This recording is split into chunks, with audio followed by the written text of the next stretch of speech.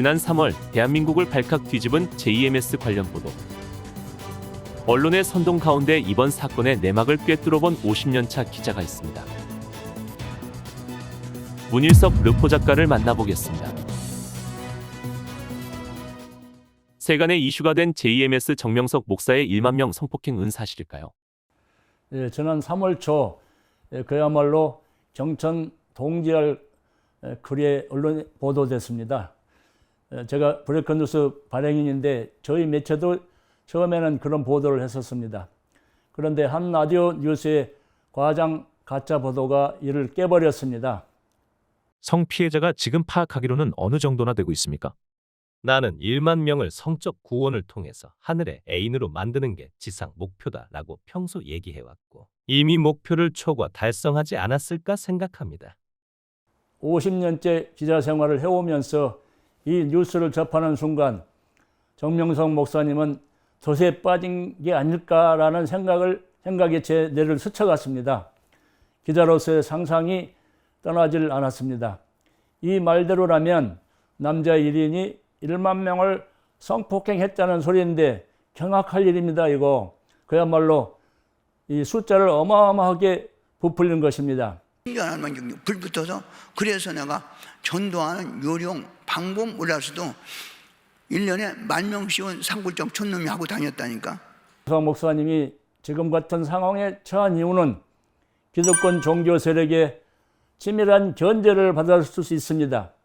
내부 혹은 이탈 세력이 놓은 트랩에 걸렸을 수도 있다고 봅니다. 대한민국 사회가 한 사람에게 수만 명이 성폭행을 당할 정도로 어설픈 사회가 결코 아닙니다. 미국 언론의 경우 성폭행 사건을 보도할 때 폭행자와 피폭행자의 신분을 공개합니다. 1만 명 성폭행이 미국에서 보도되려면 수사 단계에서부터 1만 명의 피해자 명단, 피해당한 일시, 장소 등의 피해자 리스트가 작성되어 그 명단이 재판부에 넘어가게 됩니다. 그런데 한국에서는 아직도 이 사건에 대해서 확실한 명단조차 나오지 않고 있습니다. 만약에 성폭행 피해자 1만 명이 공개된다면 저는 그때서야 그 말을 비로소 믿을 것 같습니다. 물론 그런 일은 절대로 일어날 수가 없습니다. JMS 정명석 목사님과 원래부터 알던 사이인가요? 정명석 목사님을 직접 만난 지는 굉장히 오래전의 일입니다. 40년도 더 전인 79년도 일입니다. 인쇄소에서 일하던 제 친구가 같이 가보자기에 한 작은 건물에 부흥회장에 갔었습니다. 사람들이 옹기종기 모여있는 곳 가운데 한 청년이 강연을 했었습니다. 그분이 바로 정명석 목사님이셨습니다. 그게 전부입니다. 그 후 30년이 넘게 까맣게 잊고 있었다가 지난 2010년에 충남 진산군 월명동에 있는 정명석 목사가 만든 큰 자연성전이 있다는 소식을 들었습니다. 그 당시 저는 르포 취재를 갔었습니다. 47만 평에 달하는 어마어마한 규모의 자연성전이 그곳에 있었습니다.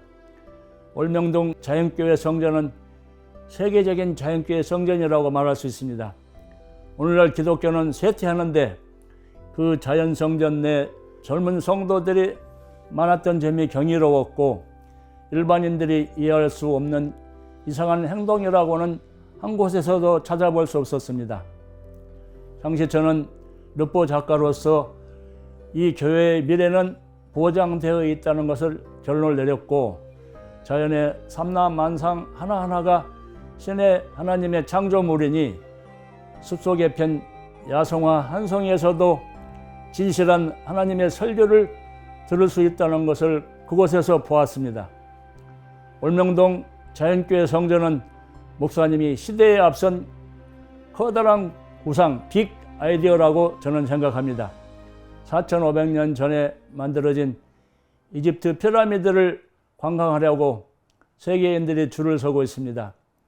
월명동의 자연성전을 보기 위해서도 아마 세계인들이 찾아오고 있는데 이거야말로 대한민국 국익 산업의 하나라고 저는 말씀드리고 싶습니다.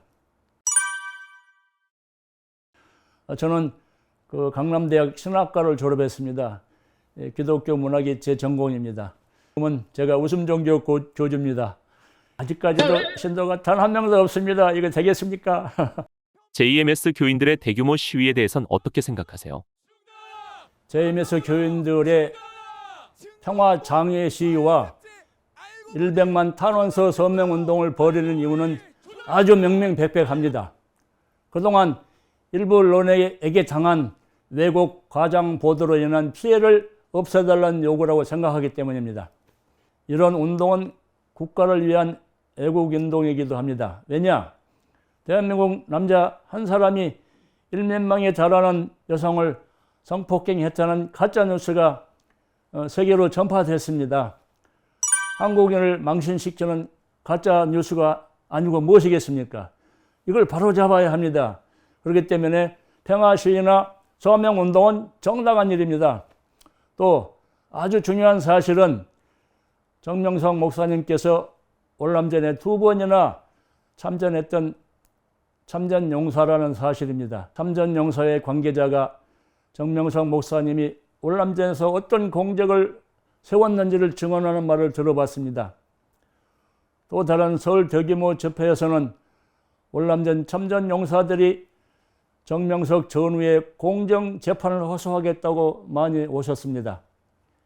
미국은 차지 죽음에서 돌아온 군인이 대통령이 되었을 정도로 예우가 좋습니다.